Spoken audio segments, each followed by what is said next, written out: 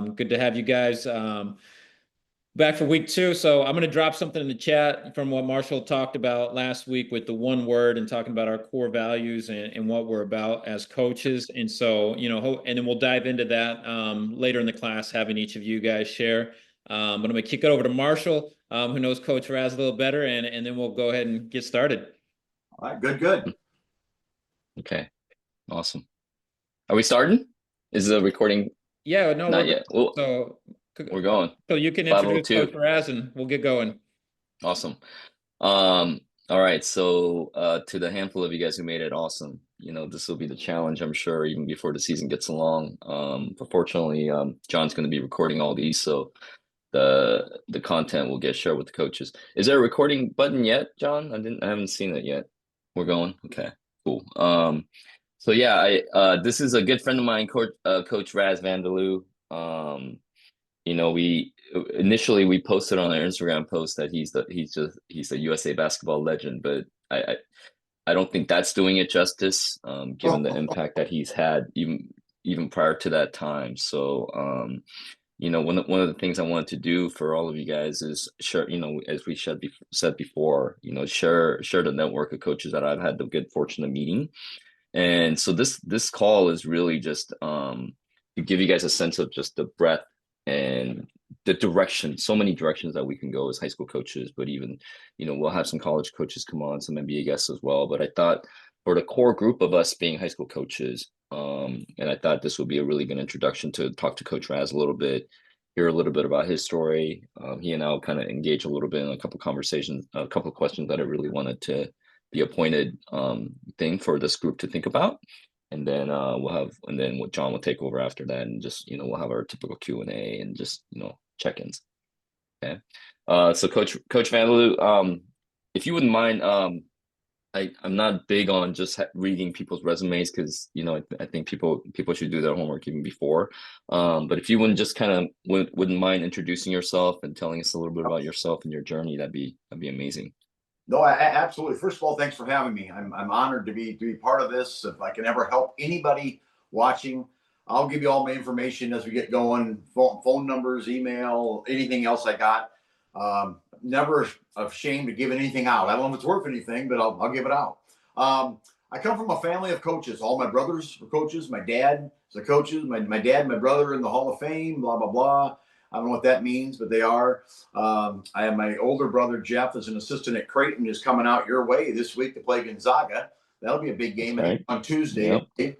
Like I said, I grew up in all this. It's really all I know. I don't know, like I said, if that's good or bad, but it is. I started off as a football guy. I started off at the University of Iowa on the staff at University of Iowa as a GA. And they played the Oregon Ducks yesterday. I was there. I'm still trying to dry out. That's right. A little wet, but it was a great college football game, and I just love games. So it's it is what it is. Oregon's got a great team. So I did the football deal for a while. I switched over to basketball. All the rest of my family is basketball coaches. So I switched over to that. I was a 16-year assistant coach. And people listening or watching, don't be afraid to be an assistant coach. Don't just jump on the saddle and I want to be a head coach if you're not ready for that, or if you're not at a good school, because sometimes it doesn't end how you want it to end. So learn. And I'm not very smart. So it took me 16 years of figuring things out before I'm going to be a head coach. So that was valuable time. Learned a ton. Probably 99% of what I learned as an assistant coach. Then I became a head coach last 14 years at East High School in Sioux City, Iowa. It's a big school in Iowa. It's a 4A school. We got about 1,400 kids. So some parts of the country, 1,400 probably isn't a lot, but in Iowa it is. We're one of the bigger schools. We had success there, not necessarily because of me. We had good players, had a great staff, and also something that's very important, I had a great administration. If that's so important that people a lot of times don't realize. If you don't have an AD and principal and your cemented group with you, it's hard. It's really hard. So if you're ever going to take that big time job, make sure the administration's a sports person and they're with you. So I had some very good success. I don't know. We won a lot of games and didn't lose very many. We had multiple state tournament appearances, state championship game. I'm the, if you're in the betting world, which probably is a popular topic right now, I'm the all-time parlay at the state tournament. I've gotten first, second, third, fourth, fifth, sixth, seventh, and eighth. So it's I've got the royal flush or whatever you want to call it. But I'm just going with, making it there's an accomplishment. What you do when you get there is a whole other story. But I've been lucky enough to be on the good side of that, and like I said, just I've had unbelievable staffs, and I've had some great players because I'm pretty average. So that everybody around me may be good. Like I said, it's so important to have good people around you. In all, starting at home, at school, with the team, and everything you do, have good people around you. So that's kind of my deal. I'm a lifetime coach, a teacher. I just retired. So now I do a lot of this kind of stuff. I'm on podcast and Zoom calls, and I've visited a lot of practices, and I've actually been to a few games already. The college season is just starting, but I was out at Creighton the other night. I went to Iowa State, Creighton. I went up to the Sioux Falls of the Pentagon in Sioux Falls, South Dakota. We hosted some games. They had Murray State playing UNO. They had Drake playing Northern Arizona. South Dakota State was there, and actually tomorrow Iowa State, Mississippi State there. So I'll try to attend that. So I go to a lot of games, practices. I love it. I love talking about it. And if there's anything I can do to help anybody, young coach, old coach, whatever, I'm here. Awesome. Coach, thank you for that. That doesn't even, I feel like we're at the tip of the iceberg. I have Kalen Hills, who's a coach here, head coach in Kansas, girls varsity coach on the call here. And he and his assistant coach Michael Johnson couldn't make it today, or the only head coach assistant coach duo here. But could you tell us a little bit about that transition from being a 16-year assistant coach to making the hardest slide over to being a head coach? What was that year like? What was the transition? What was the biggest adjustment? Well, it was at the same school I was at. So I was an assistant at East High for my brother, who then left to go to Creighton. And so those 24 inches that you move over that one seat is a bigger thing than people see or understand. What comes with that? And I had a great career. I don't want to spread it any different way. But what comes with that 24 inches is craziness. I mean, you're dealing with kids now. You're dealing with behavior concerns. You're dealing with their grades. You're dealing with how they act in school. Some kids, how they act at home, on the street. I mean, you are a father figure to many kids. I mean, we're in a world that has too many single parent families, and so you're the father figure to these young men. And you got to have tough conversations with them about life, not about basketball as well, but not mostly life. And how you treat people. I mean, how you treat young and old and in between, and men and women, and respect for others. There's not enough of that going on in our world today. And I think coaches can hold a huge piece of that pie because they have such a good connection with kids, because they're doing something that kids want. They want sports. They want basketball. Well, you're the coach of the basketball team. So you have something they want. You have that ball. You have playing time. You have the fun that they want. So they're going to listen to you. Treat them with respect. You're going to have a hard conversation, but treat those kids with respect and have that conversation about whatever it might be.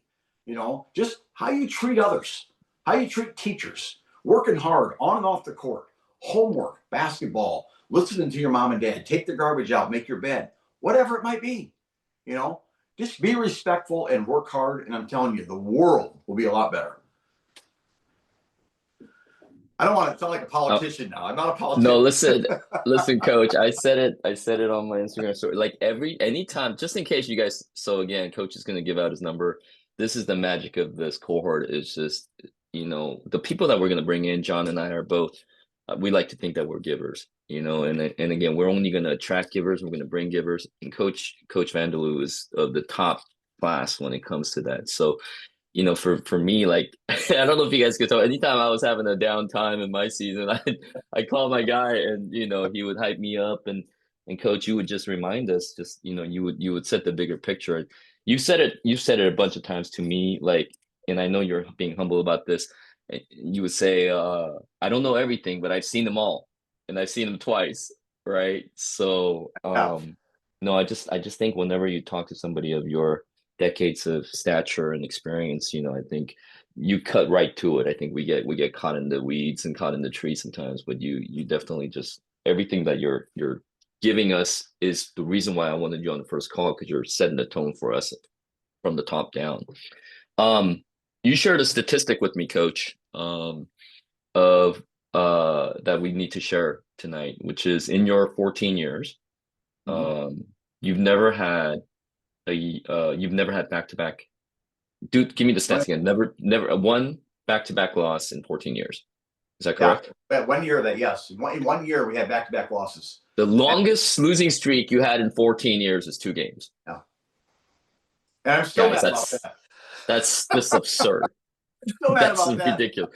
That's a really good scheduling too, probably. That's I don't part know of if it. you're, yeah, yeah. So tell us a little bit of what goes behind that, because I think we do have some head coaches here, and they're going to hear like Joseph Jackson, who's in Milwaukee locally here. He's tried into his open gym, but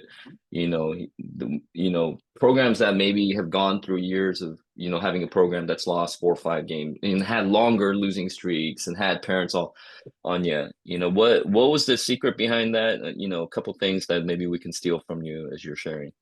Yeah, I mean, first of all, I have no magic plays. I don't, when I give out my number here, you can call me anytime, by the way, anybody can. I don't have the magic play. Hey, I need that play to make us win. Well, I don't have that. One thing I do have, I have passion for the game. I think I have a connection with the kids. And I think that's so important when you can build a relationship with a young man or young girl, either one, whatever you're coaching. Um, then I think it's easier when you can tell a kid, hey, you need to work harder. You need to play better defense. You need to rebound. Know your role. Don't do things you can't do. Do your things. Johnny or Mary or Stevie or whoever, they'll do their things. And guess what? All those things together equals winning a lot. So, but you got to be able to trust the young man or girl. They got to be able to trust you. So one thing I did every day, tried to do every day, I think I did most days, is have some sort of conversation. It might be 3 seconds with every kid on the court, walking onto the court during the drill, waiting to go in. The 1 minute they get for a water break. Hey, how's your mom and dad? Hey, I heard you got a new Mm, dog. What's going on? Hey, I seen that street you live by is closed. What's going? Just a non-basketball question to every kid on the team, including the managers and everybody else. Include everybody in your program.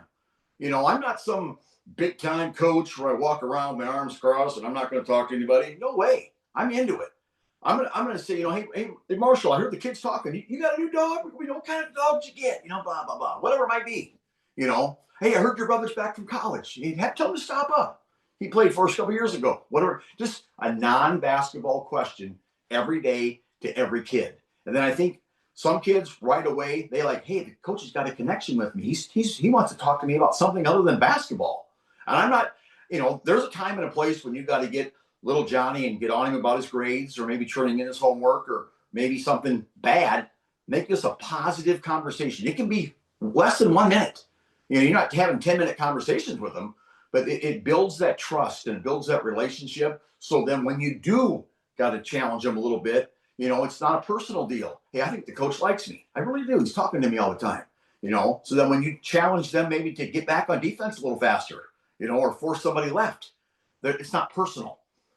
Hey, I know he likes me. He always talks to me. So I really think that helps. It's the buy-in. Everybody buys in. I mean, I think they go home and tell mom and dad or who's ever at home, grandma or somebody.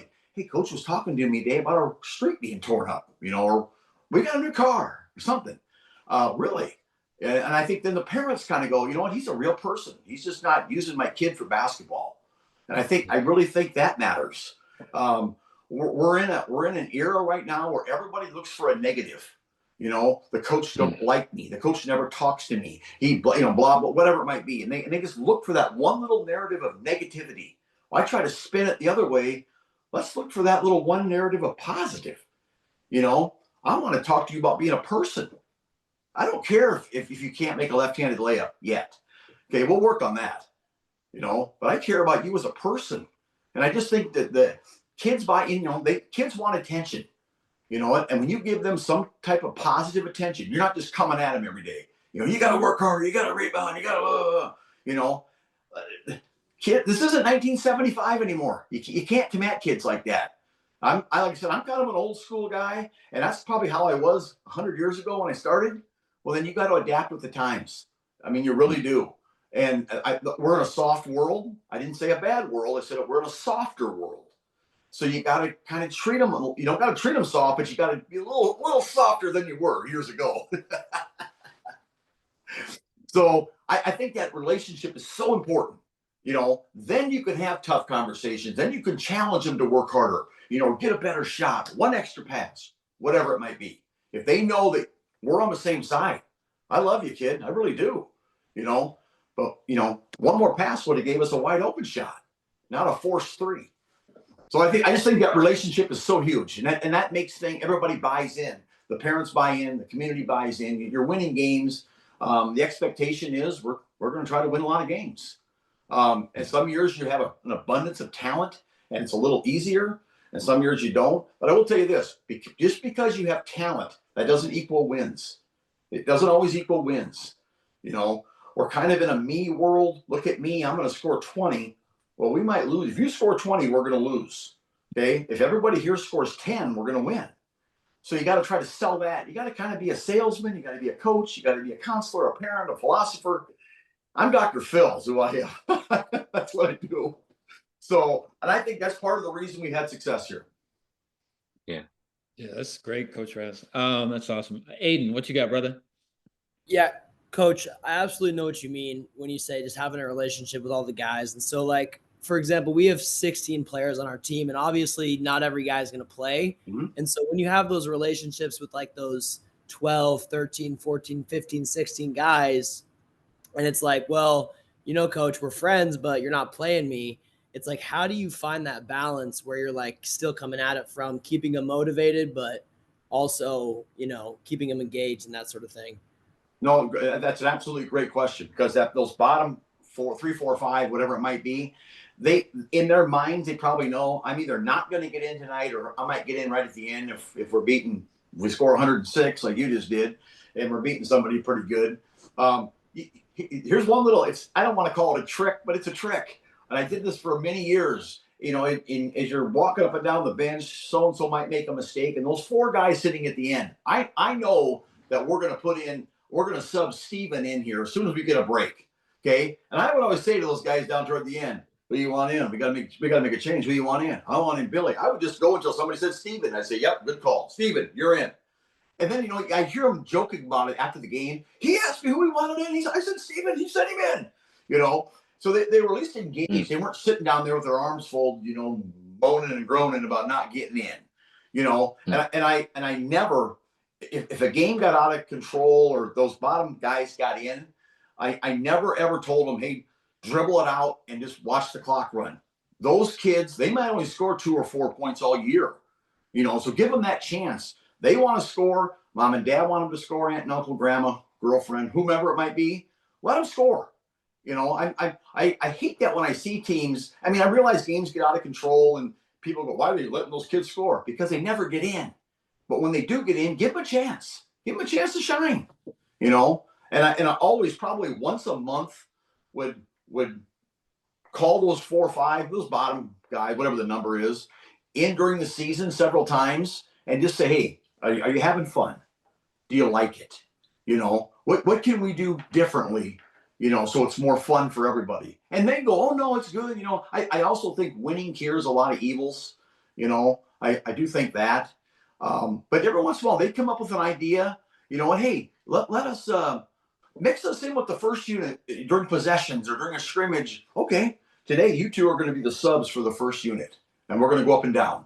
Then they feel more a part of it because they're in there with the starters and they're making that extra pass, and the guy hits a shot and they're excited.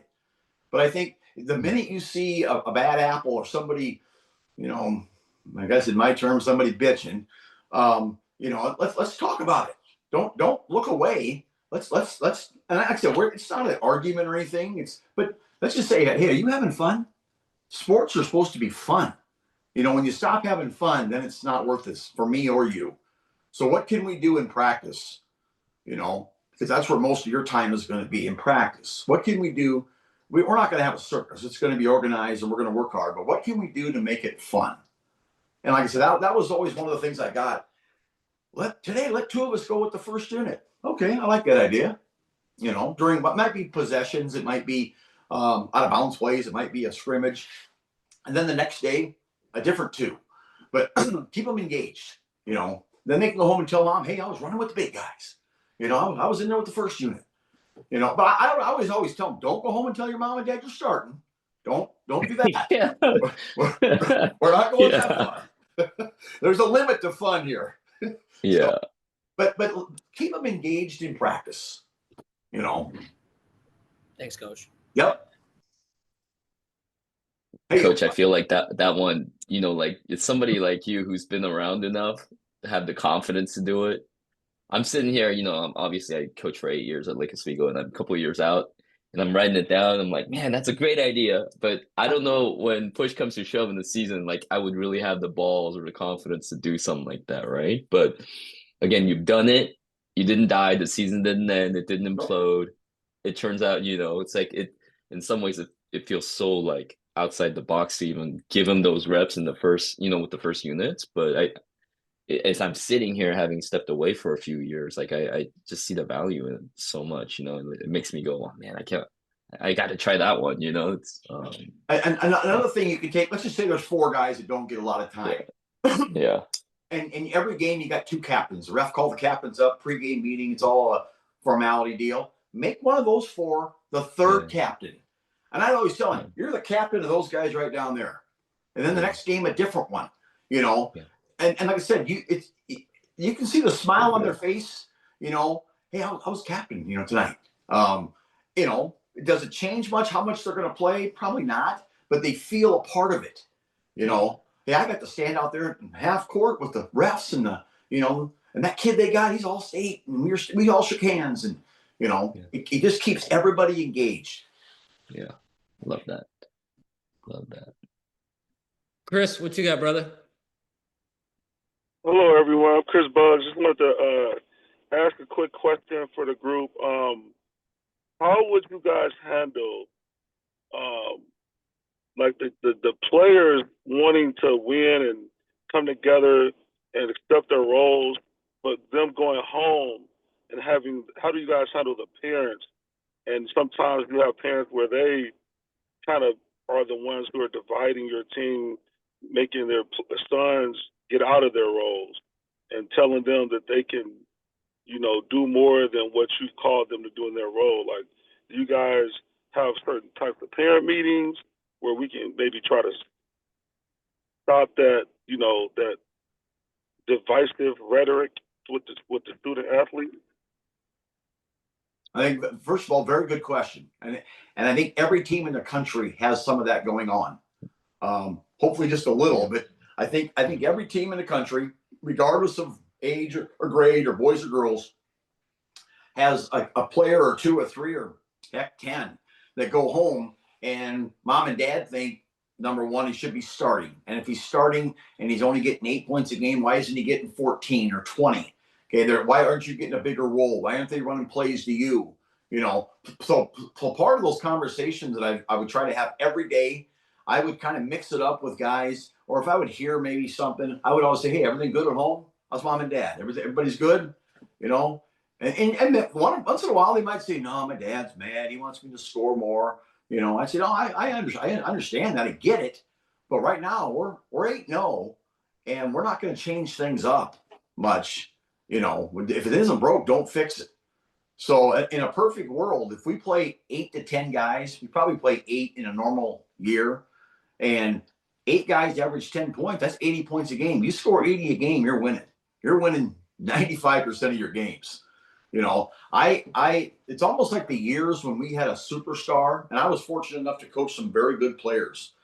We had good teams, but we weren't probably as good as we could have been, because sometimes I think we were so worried about that good player getting his numbers rather than, you don't need to get 20. If you get 12 to 14 and 8 rebounds, we're winning. We're winning. Yeah. If you try to get 20, that means you're going to shoot more than you should. You know, you're not going to. Then some of them are going to be bad shots. So now you've taken the flow out of our offense. You know, let's shoot for 8 guys trying to average 10 or whatever the number might be. But I would quite often ask everything. How's your dad? Everything's good at home. Everybody happy? Is everybody just happy at home? That's all we're, and just see what they say. So I'm, oh yeah, everything's good. Everything's good. Or no, my dad's not happy. Really? Really. And then every once in a while, I mean, you might pick up the phone during the day. I've been here forever. I went to school. I went to high school here at this school. I was an assistant coach for 16 years, head coach. I've been here 30 years, so I know everybody in the community. I probably coached his dad, I would just call, say, hey, Brian, how you doing? Coach Raz, what's going on? Hey, coach, how you doing? Everything good. I'm just checking in, see how everything's, are you happy the way Bryson's playing? Do you enjoy coming to the games? Are you, yeah. And then they slowly, they kind of, I was hoping Bryson would get a scholarship. Well, I was hoping everybody would get a scholarship. I would always tell them, I don't pass out scholarships. I don't have any. I'm a high school coach. If I could just pass them out, everybody on the team would get one and go to school. I said, the only thing I can control or try to control is our high school team winning games. And I'll tell you this, Bill Self recruited one of our players years ago, and he came and he said, you know what? I don't recruit players off of teams that lose. I don't want kids that are used to losing. So we do everything we can to win. So if you're on a team that's winning, you're one of the luckiest kids in the country, because there's a chance that a college coach might come to look at your main guy, but he sees you over here and calls his buddy, who might be an NAIA coach or a D3 coach or a JUCO guy. Every coach knows everybody. And believe me, that goes on. The big timers show up and they're calling their buddy, who maybe is a D2 guy or NAIA. Hey, there's a kid in Sioux City, Iowa, I watched the other night. He's not my level. He's not Power 5, Power 4, Division 1, but he's a good player. And all of a sudden, the next day, 2-3 days, you're getting 2 or 3 phone calls from, maybe a D3 guy. That's how it all works. People are so caught up in D1, D1, D1. And the very few that are fortunate to go D1, that's awesome. I love it. I love it for them. But you know what? If you go on and play in college at whatever level, JUCO, NAIA, Division 2, you're lucky. You're lucky. Be very fortunate. But be on a good team, know your role, be positive, be a good teammate. And sometimes you got to communicate that to the parent, No, for sure. And because they don't understand, most of them, some do, they don't understand how it works. They see Gonzaga playing UCLA on TV, and they think every kid on the team is going to Gonzaga or UC, whatever. Well, they're not. They're not. And then at home, he's sitting there because he was a backup in some little small school in Eugene, and probably never got the game, but he knows everything. So you got to just recoach him up how it all works. I love your son. He's doing great. We're winning games. We're 8-0. We're probably not going to change a lot that we're doing, because 8-0 is 8-0. So we're not going to reinvent the wheel. So just encourage him to keep working hard. Keep working hard. Sometimes it works. It doesn't always work, but sometimes it works when they can hear your voice saying, I love your kid. I love what he's doing. He's helping us win games. He's a good kid. And that matters more than being a good player. You got to kind of sell it to the parents. Coach Bugs on the comment on the chat here. Coach is with Coach Sean Smith on the call. What's up, Coach Smith? Down in Mean Streets. Yeah. I know you guys. Chicago that question. IL. Yeah, I know that question comes with again, parents who have really talented players. So I know that's not always the easy conversation to have. Coach, just pivoting just to that a little bit. I know you're wearing the USA half zip, and when you and I first met through the junior national team program, and we get that question a lot, like how'd you get involved with USA? How all that. But can you tell us a little bit about that journey, and also I think it's related to Coach Bug's question and what you've already shared. What were some differences? What were some similarities when it came to dealing with players who were Division I level, scholarship level, NBA level?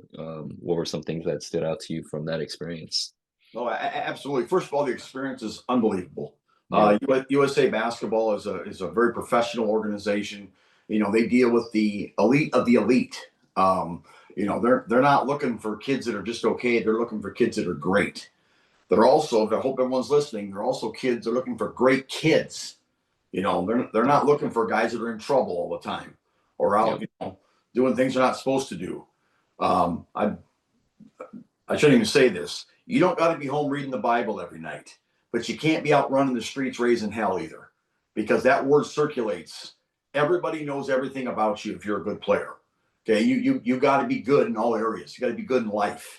Okay, then if you're lucky enough to be invited to a USA event, okay, now you need to show up and you need to show out. I mean, you need to work hard. As hard as you ever thought you worked, you probably need to work harder. And don't try to. You're not going to beat people 1-on-5 at that level. Okay, making that extra pass is going to get you noticed more than jacking up some step back three that you're going to miss. It doesn't matter. But you gotta work, and you got to be a great teammate. Okay, those individual guys, you know who they play for? They play for bad NBA teams. They're very talented kids, but those guys that are about themselves, you don't see them on the Golden State Warriors. You don't see them on the Boston Celtics. And I'm talking about New York Knicks, teams that are winning a lot. I'm not going to mention any other teams, but I think everybody knows what I'm saying. Individual players that are into themselves rather than winning, they normally end up on the bad teams. So you got to be a great teammate. And man, I can't overemphasize being a good person and being a good player and just working hard. You're sprinting back on defense. You're talking. You're doing everything. A lesson that every level I've ever coached at, you got to be on time. That is so important. If we had a kid late 1 second, they're late. The whole team runs. Everybody runs. Okay? Because guess what? In the locker room or tomorrow in class or whatever, they're getting on little Johnny about, hey, dude, you got to be on time. I don't want to run because of you. Okay? And there was even a time when in my crazy days, I would take little Johnny and stand him at half court and make everybody else run and not Johnny. And then the repercussions got a little crazier, and probably better not do that anymore. So, but I think there needs to be consequences. Whatever the kind of team you have is whatever you accept. If you accept kids being late, that's going to be the same kid that doesn't know the defensive assignment with a minute to go and his guy scores. If you accept kids being a hooligan, yelling out crazy words, swearing, bitching at the refs, that's the same kid that's going to get teed with 30 seconds to go in a tie game. It's whatever you tolerate and accept. That's what kind of team you're going to have. I realize we're kind of in an individualistic world. But I think the team is you win as a team. I listened to Coach K speak one time, and he was just like, the team is so much bigger than anything you can tell me. Anything. That's why when, there were so many years, things have kind of changed a little bit. He goes, everybody on our team wears white shoes and white socks. So my whole career, guess what? We wore white shoes and white socks. And you're never late. You're not late. You're not. Last year in East High, if you got a technical foul during the game, you're suspended the next game. That's not a state rule or anything. That was our rule. Because we had about a 3-game stretch when we had a couple guys getting loose, not having it. You're coming out and you're not playing the next game. And some of these were starters, and I don't care. We're not having it. I'd rather lose with good kids than win with a bunch of hooligans. That's how I am. I'm not saying it's right or wrong, but it's just amazing how things work out when kids buy into the system, when they buy into what we're supposed to do, doing the right thing, being a good person, working hard. Those things that everybody wants to talk about, but very few want to uphold. It's easy to talk about them. Okay, but when they break that rule, what are you going to do? Well, he's a starter. I'm just going to look the other way. No. And at times, is the kid mad at you or the dad mad at you? Yeah, he is. I don't want to act like it happened all the time. It didn't. But if you have, this is actually funny. This is another Bill Self story. He said, Coach, one piece of advice I can always give you: don't have too many rules. Then you have to follow them. That's it. Yeah. I mean, literally, we had about 3 rules. Number 1, be on time. Number 2, behave on and off the court. And be a great teammate. If you got 27 rules, you got to follow. You got 27 things you got to follow. So yes, you got to have order, you got to have discipline, you got to have rules, but don't go crazy with some big chart in your locker room with all these rules on it. Then you got to follow. You know, because the minute you don't follow your rules, there's no credibility. You know, I was 5 minutes late, and nothing happened. You know, I got a technical and nothing happened. Well, no, you can't have that. So I guess that would probably fall under culture. You know, whatever you put up with, that's the kind of team you're going to have. Yeah. Coach, I'm going to ask you one last question, then we'll kick it back to Marshall and we'll let you go, but appreciate your time. I can go all night. You get me talking, I'm like a wind-up doll, man. I can go all night. I love it. I love it. Well, one thing, you know, we're diving into kind of just like what are our core values as coaches, but also as people. And so I just kind of wanted to check with you, like, what are some of the core values that drive you as a coach and as a person? I tell you what, I have a passion for sports. I mean, I love all sports. I think if you're going to be involved in it, even if you're a fan, I mean, if you're going to be a player, a parent, a coach, a fan, whatever it might be into it. Be into it. You're not going to win every game. Nobody ever has. The greatest of all time, John Wooden, Phil Jackson, whoever, you know, you don't win every game, but you can work hard and try to win every game. And when you lose a game, let's look at why we lost. Let's dig into this thing. It wasn't a good shooting night? Did we turn it over too much? Were we unorganized? What was the problem? You know, you can't say, oh, the refs are terrible. You know, that's what people do now, you know. No, you can't. Is there a bad call in every game? Yes. But you know what? Let's just try to outwork the other team. Let's just work harder. Okay, let's play as a team better. You know, we keep a chart of extra passes. How many extra passes did we have tonight? Okay, oh, we only had 2 in a whole game? Well, let me tell you why we got beat. You know, it's things like that, chart things. And you can, in this day and age, you can have 47 columns of stats. But pick a few of them that matter, you know.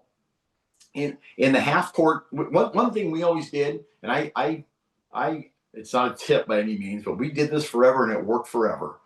Our defense, everybody's got a philosophy, and whatever you have is the right philosophy. But we always forced everybody left because 85% of the world is right-handed. So most kids are right-handed. Very few kids are good going to their weak hand. So even the best player, might even be an all-state player, but their best player, even them making go to their weak hand, I think they're not as good. And when you get an average player going to the weak hand, they're bad. And when you get a bad player going to the weak hand, they're really bad. So we forced everybody left. So then when we would get tired or lazy and one of our guys would just, because he lets his guy go right, out, you're in, you're out. So it wasn't an optional force left. We forced left. And everybody knew it. And it's amazing. It wasn't a secret. It's not some magic defense. But I had so many coaches over time go, like, what are your principles? They can go left. Well, no, but what are you doing? They can go left. I mean, it's not a secret. I mean, everybody knew we did it, and we did it, and it worked. Just because kids want to go to the gym, they want to work on going right. They want to go to the hoop right. They want to take one dribble right and pull up. They want to get on the arc, you know, spin the ball, step back. They're right-handed kids. You know, make them go left. I've seen some very good players, like I said, become average during a game, just making them go to their offhand. It's a simple deal, and I tell people that I speak all over the world, and I say, you know, I'm going to give you one magic tip: make people go left. You know, it really helps. I think it's an easy deal, and we worked on it every day in practice. It wasn't, like I said, it's not optional. You let your guy go right, there's a seat right there, and then the next guy gets his chance. You know, so it's. But like I said, I've said it several times tonight. Whatever you accept, that's who you are. You know, hey, we're going to make guys go left, but if they go right, that's okay. No, it's not. We're going left. We're making them go left. How many, Marshall, in all your years of coaching, you're working on your offense in practice? Okay, we're going to run fist, head tap. No, I don't care what you run. 54 up, whatever. Here you go. Give the ball to Johnny. Guess what? He passes the ball to the right. I will guarantee you, if you charted that in practice, 90 to 95% of practices, they start their offense going to the right. Not being told to. They're right-handed. They're right-minded. You know, hey, I'm just going to go to the right. Well, guess what? We're going to make you go left. Now they're going, whoa, wait a minute. Yeah. We run the play over here. No, you don't. You're going to run over here today. So it gets them out of a rhythm, you know. So that's something I think it's, everybody, whatever you're running is right. If you're a zone person, if you're a 1-3-1, a matchup, or just full court man to man, whatever you do, that's right. That's what you should do. But if you ever want to just kind of mess with the other team a little bit, throw a little, and it's not lock left. I mean, people talk about lock left and all the rules. It's not that. It's just force left. Force everybody left. It's very simple. And you'd be surprised. I mean, is it perfect? No, but it works a lot. I know that. That's what helps you not lose back-to-back games, Marshall. No, clearly keep it simple, stupid, It just keeps but it simple. Yeah. yeah. We can this could be another hour, just a conversation between making guys go left versus lock left. Like that's the thing I was thinking the whole time, coach. We could have a whole nother call on, like, I know you've been doing CLA concerning Yeah. approach for years, Yeah. but like without putting a name to it. But no, coach, thank you so much for your time. We'll probably spend the next 15, 20 minutes just kind of talking about what we got to do with our cohort. But we just thank you so much for coming on to share your wisdom, and more importantly, just being an open book. And anything that we can do to help you, we're here for you as well. So you're retired, coach. Lastly, we put out on our title, you're a consultant now. Consultant. But yeah. So you're dealing with helping with the NIL stuff and all that other stuff that's going on. But I think as the game's moving in a funny direction, I think just all that wisdom you gain, I think the beauty is in the simplicity, and you just you get right to it. We're excited to see what you do with it next, and see how impactful you're going to be, coach. Thanks so much. I do want to give anybody listening, here's my phone number. You can call or text me anytime. If I don't answer, I'll call you back. 712-253-4504. Raz Vanderloo. Like I said, you can call me if I don't answer, I'm probably on the phone. My wife hates me because I'm on the phone so much. But call or text me. If you want to email me, that's fine too. It's just rvanderloo, RVANDERLOO 6562 at gmail.com. I'm on all the social medias. Instagram, rvanderloo. I'm on X or Twitter, whatever we're calling it nowadays. Coach Raz. I'm on Facebook. I'm on everything. I'm the old guy that had to move into the 90s, at least in social media. But I did, and I enjoy it. And like I said, I enjoy it. If I help one person, I think it's worth it. And it might be a deal. How do I deal with a parent with this crazy question? Or what do you do if a team, I don't care what I don't care. I love doing this stuff. I deal in sports every day.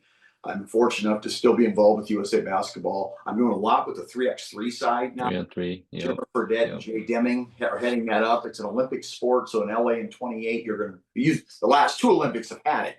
But now in LA coming up in 28, we hope the USA men's team can do something. Our medal, the women's teams have done very well with it. So it's a good game. Don't be afraid to put a little 3x3 into your practice. I think kids learn more 3x3 than they do 5-on-5. Just, 5 to 7 minute little, you can use all your hoops. More kids are active, because you don't need full courts. And you get the ball in your hands more. You can't hide in 3x3. You can't get on the backside and hide. You got to play basketball. So I think it teaches you to learn how to play. It's a great game. Just put 5 minutes, 7 minutes into your practice, and you'll notice things, maybe changing. So I thank you for having me.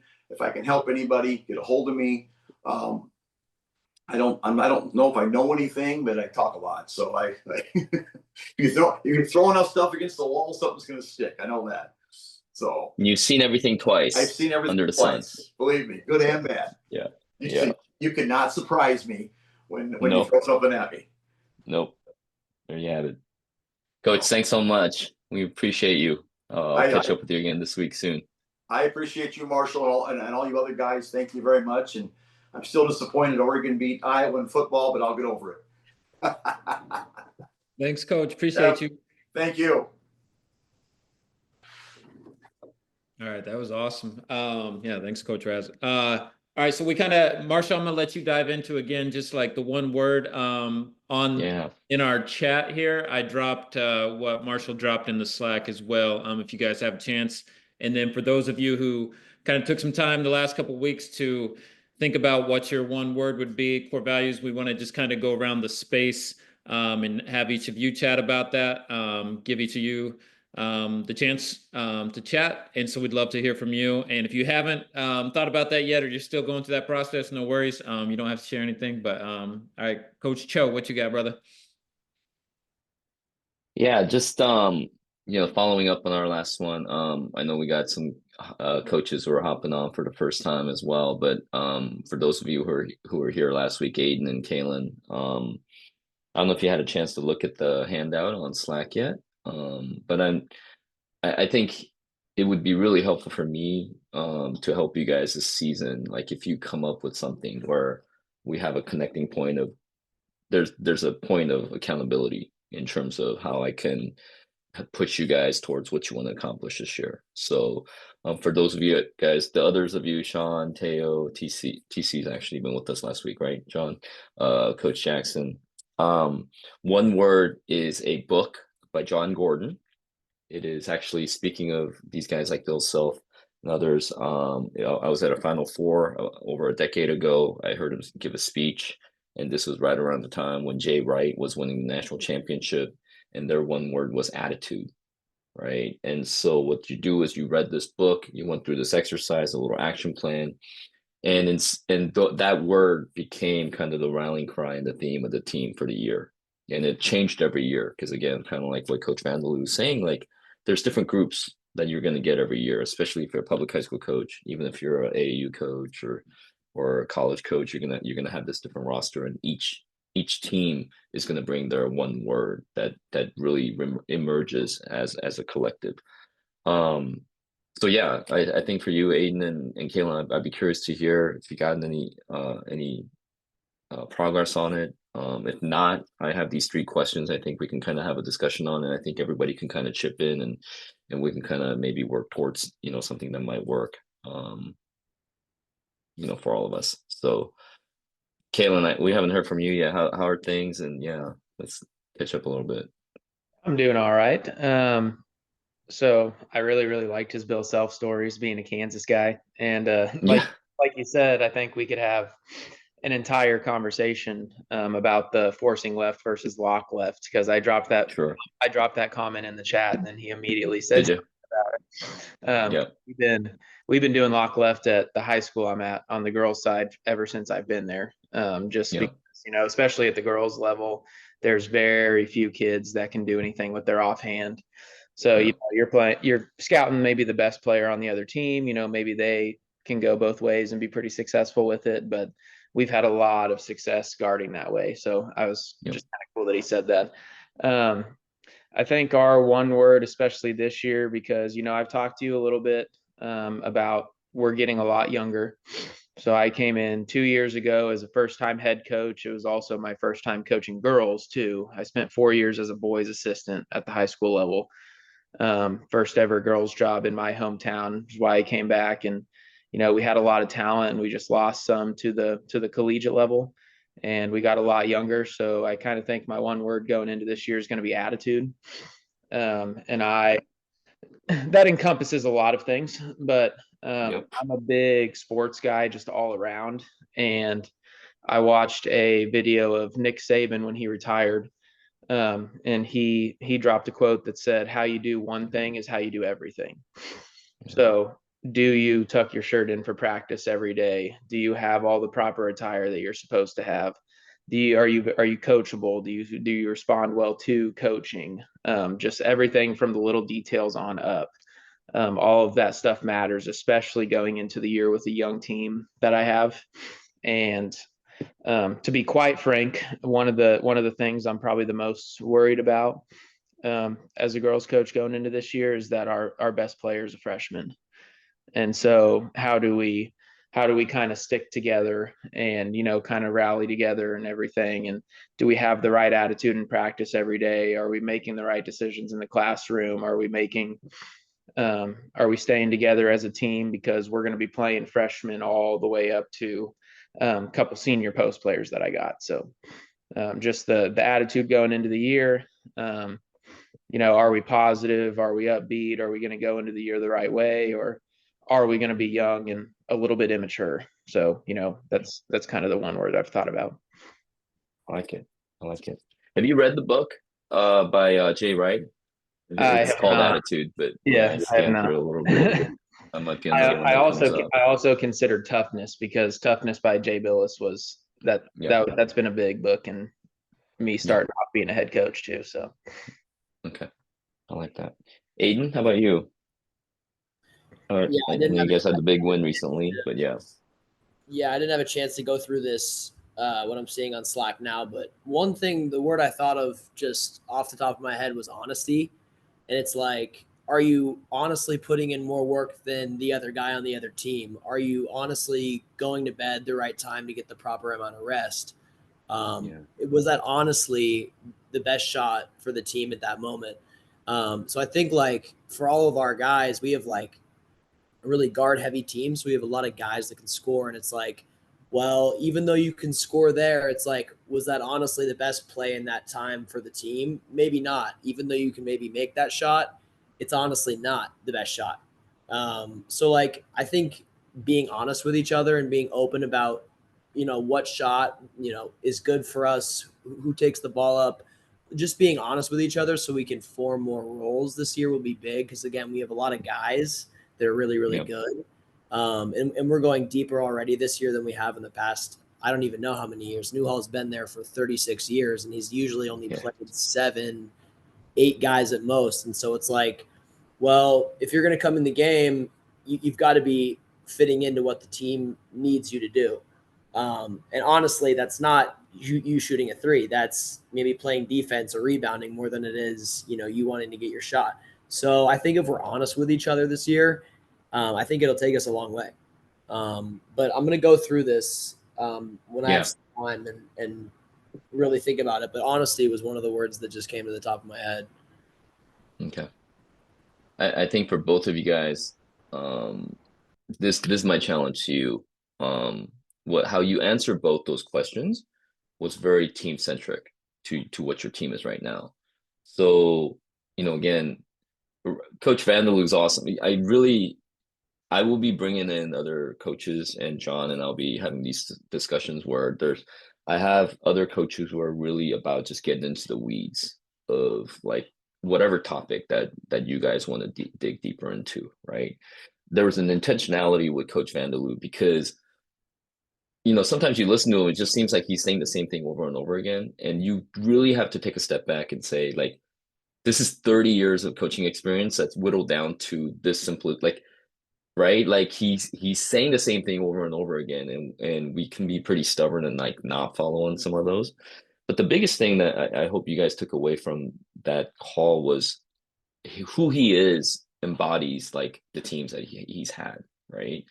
So I think for both of you guys being relatively younger coaches, is when I posed that question, you went straight into the weeds of your team, like your players shooting it, or your freshman guard needing that. No, like this cohort and this group is about building you guys up as people, just like what he was saying, right? Like what we're trying to do for you is like we see you as coaches. This is a coaching cohort, but what I'm trying to get to is like really understand who you are, right? So you have to answer that question, that one word for yourself first. So there could be something that's like very team centric, but what is it for you?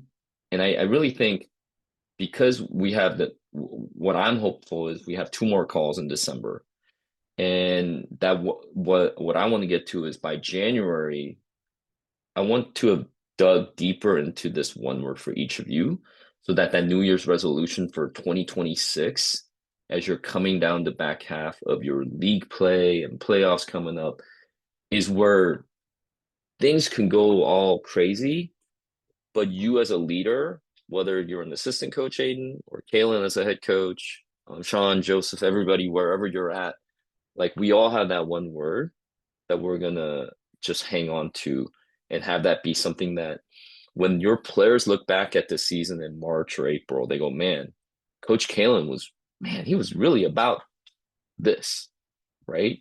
Um, Aiden was, man, whatever, for what, I don't know what got into him, but he really like your one word rubbed off on your players so much that that's what they're walking away with that season.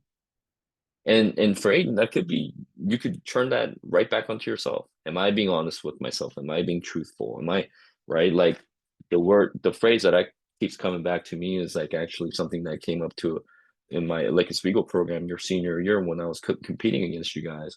I was so tired of like my players like kind of like what they got into is like they didn't want to tell me the truth. I wasn't as good as Coach Vanderloo in terms of having that personal connection all the time. So they would just tell me what they thought I would want to hear. And I just got tired of it. I was like, and then Rob Smaller, who's my assistant coach, now the head coach at Jefferson High School here in the city, he had gone through a mentorship program with Gannon Baker. And he goes, Coach, truth fears no question. And you've heard me hashtag it and talk about that a lot, right, Aiden? Truth fears no question. And that's the same thing. Like if it's the truth will always come out with the players, how they tell you one thing, but how they behave on the court, right?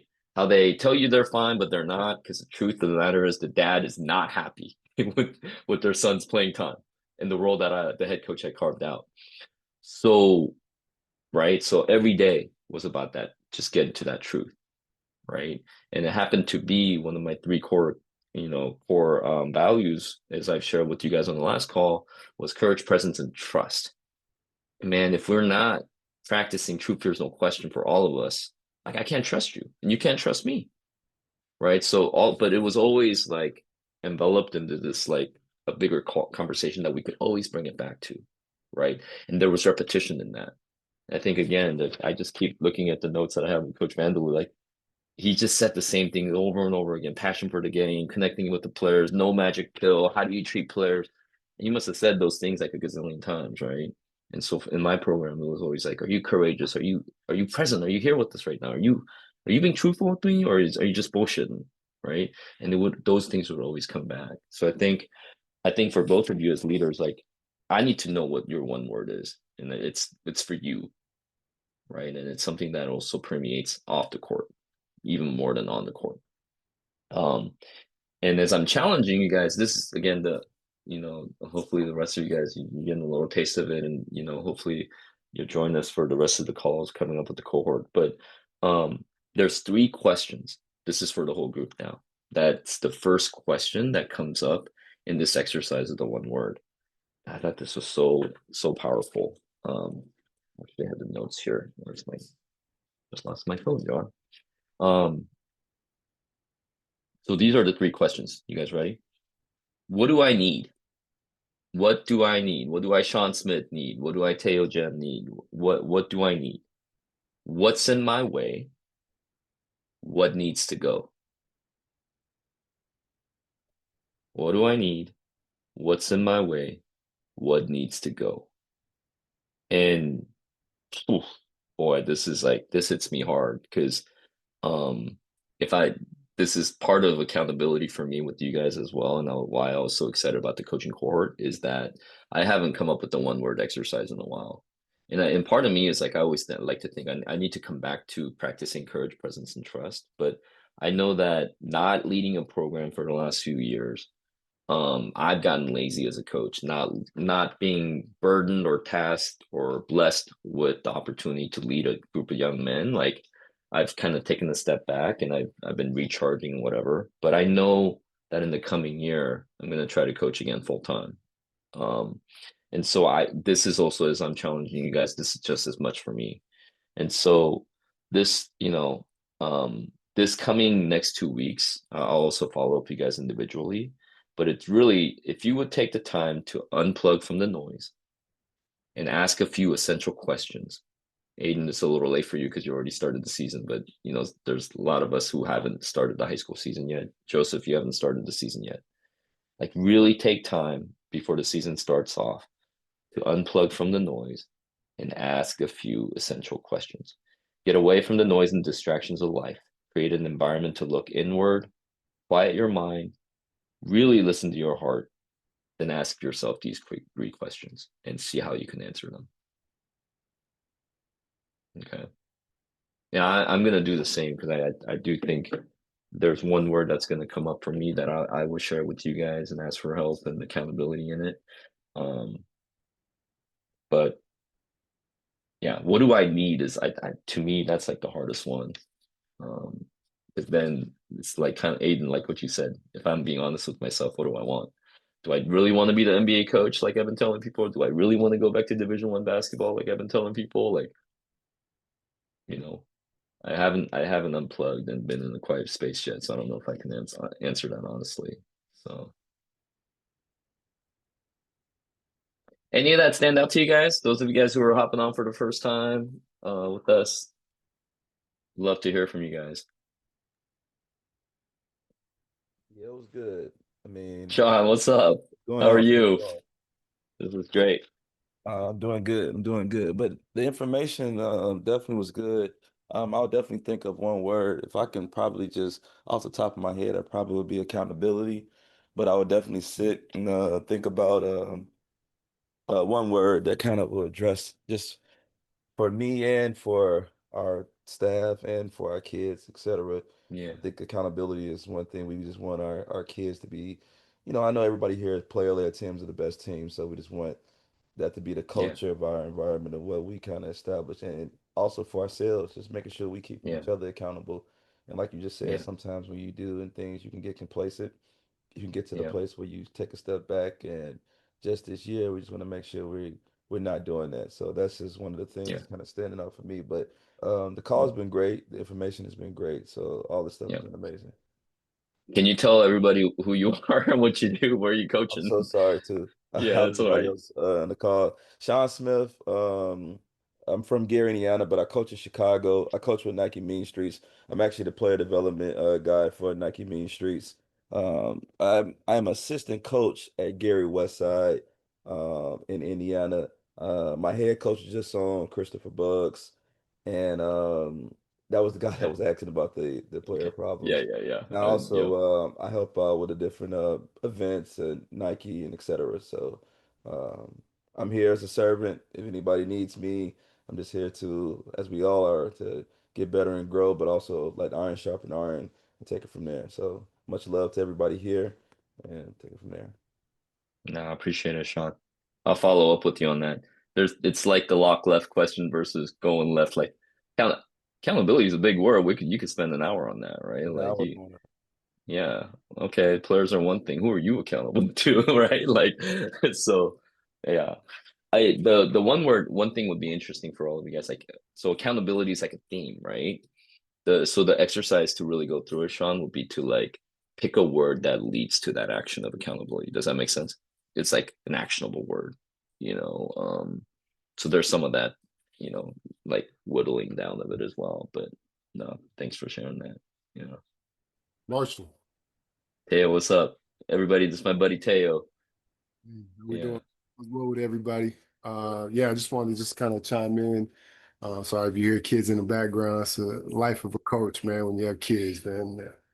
But yeah, no, for me, Marshall and I have talked about the one word. We've talked about that for a while, and I've used that in different seasons, not only on the court but also off the court. For me, for my word is harvest for me this season coming up. Give you a cliff note. Born and raised in Portland, Oregon. Did the AAU thing, did the high school thing, but I knew I wanted to get into college and pros. Really wanted to get in player development. So I started off at a Portland Community College, a local community college here in Portland, and then had an opportunity to get to be an assistant at Multnomah University, small NAIA school in Portland. Really to be a player development. It's really being able to get access to a free gym, right? You guys know how it is, man. It's hard to get access to a gym, so that was kind of my thing. I really started, connecting with the college and pro guys from Portland, so really getting into that. Then 7 months on a job. 7 months on the job. The head coach walks in. I'm getting ready for practice, and he says, "Hey, I was talking to my wife. Um, I'm gonna retire after this year. He had been at the school 20 years. And mind you, 6 months on the job and really getting to know this guy. And he's like, "Hey, do you want to be the next head coach?" In my brain, Crazy. I'm like, "Bro, what is this? Well, I never thought about being a head coach. Like, what are we doing?" But the words came out, "Sure." Right? That was the words that came out. Um, so I spent the first year kind of rebuilding, had some players left over, but last year was my second year as a head coach, and made some things happen with the program. The program hadn't really won, so I ended up coaching them to their winningest program in school history. Did a lot of firsts with that team. I had 10 returners. For coaches that know, man, when you've got returners at a college level, especially now, I was like, "Oh, I'm gonna come in. I'm gonna kill this season, man. I'm gonna be that coach." Like, I'm just starting to get the hang of it. And unfortunately, they had made an announcement that they were closing down the school, cut the athletic department. Um, so didn't know what I was gonna do. Thought I was gonna be in certain places, and for some reason, God closed certain doors for me. I'm thankful now, looking back. And opportunity came up for me to connect with our G League team here in Portland called the Remix. It was a blessing in disguise. I never even thought about pursuing the NBA or G League. It was just an opportunity that came my way. Didn't know what to expect coming into this, so that's why my word is harvest. I'm going to be harvesting this year. I don't know where it's going to go. I don't have the mindset of coming in just like I did coming into Multnomah, being a head coach. I don't have the mindset of getting a assistant coach job or anything like that. It's just more about opportunity. Okay. Thank you. You're so nice. Hi. Nice. Play. Okay. Hello. Nice. But yeah, so my biggest word is harvest. Being up on here, and you just never know what's gonna happen. Everything was clicking for me, and all of a sudden, things kind of got swept from underneath my feet. And coming into this year is a harvest year, and I encourage everybody to always have that mindset of kind of what's next and building relationships and connections and whatnot, and taking advantage of whatever opportunities come your way, and don't put yourself in a box. So, Marshall, I appreciate you. Thanks for Always. giving me the link and having me come on. Appreciate it. Yeah. What's You your and role Sean with will need to. Yeah. Remix? What's that? What's your role with the Remix? That's a great question. I would say more of just like player development, Cool. helping them out as much as possible. I've kind of got this like see a need, feel a need mentality. Yeah, I'll see you over there some. I coach in the CEBL in Canada, so I gotta bring some of your players up with me. So Yeah. No, definitely. So just looking for this opportunity again, just man, showing up every day, whatever everybody needs. I've never been about the title or responsibilities. Some days I'm, helping out with player development, doing workouts, and some days I'm just sitting there and giving my 2 cents on how to force them left, as everybody was just talking about, or how to handle a 2-3 zone and everything. For me, it's had opportunities and passed up on a couple of positions that maybe the title would have sounded nice or maybe the responsibilities, but I talked to a few people when this opportunity came up, and they were like, you'll want to take this opportunity. This is a much bigger investment in your coaching career. And you'll see the investment after this. And what I've gained over the last month and a half has benefited me more probably than I have as a head coach over the last 2 years when I was a head coach at Yeah. I have benefited as far as my coaching career. And it's crazy to say that because I was a head coach for 2 years, right? And everything that comes with it. But what I've gained access to information, contacts, knowledge, just experience in these last month and a half. And we got till March, right? The G League season ends in March. And it's like, I've already benefited so much more from it. So yeah, so who knows what's going to happen for the rest of the however 6 months left, but I've already gained so much more, and I know that that harvest season that I'm in right now, I'm going to be able to enjoy the fruits of my labor after this year. very Dale, cool. you want to share with the group your number, contact? Should I put it in the group chat? Yeah. 971, and I'll put it in the chat as well. Yeah, I'll 971 do it right now. 570 0825. And I'm on social Yeah. media as Coach Teo 32.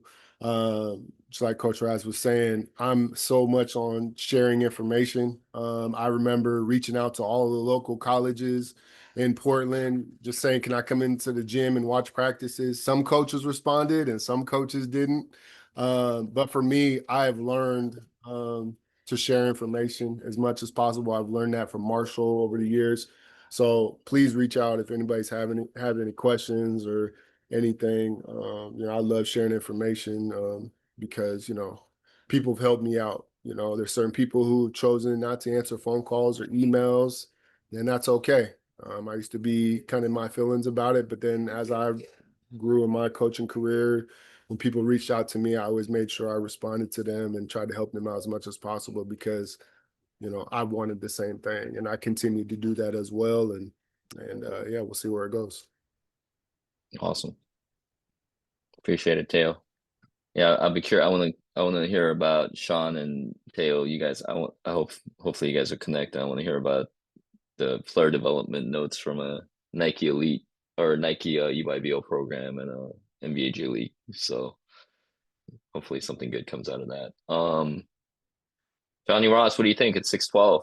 Yeah, we'll Like wrap you it said up before there. with all your calls. Yeah, no, we we'll go wrap over it up, but things. appreciate all of you. Thanks for being on here, and yeah, we hope to see you guys. For those who hopped on this week, we meet every other week through March, so kind of through basketball season, and then the hopes is those of you who are local or want to come in April, then we can all meet up and go over the Hoop Summit, and maybe Coach Cho will be coaching, maybe some of you guys will be helping out. We'll see what's up, but that's part of the hope. And we have a Slack channel, so that's kind of where we drop information to each other throughout the week and everything. And yeah, that's it. We'll upload this class in there. And so for those of you who aren't able to come tonight but are out there coaching, yeah, let us know how things are, and yeah, we'll touch base with the rest of you on your one word and everything next time. So Coach Cho, anything else you got, brother?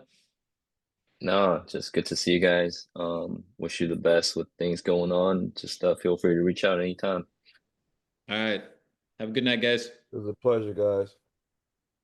Thank you. Thanks, guys.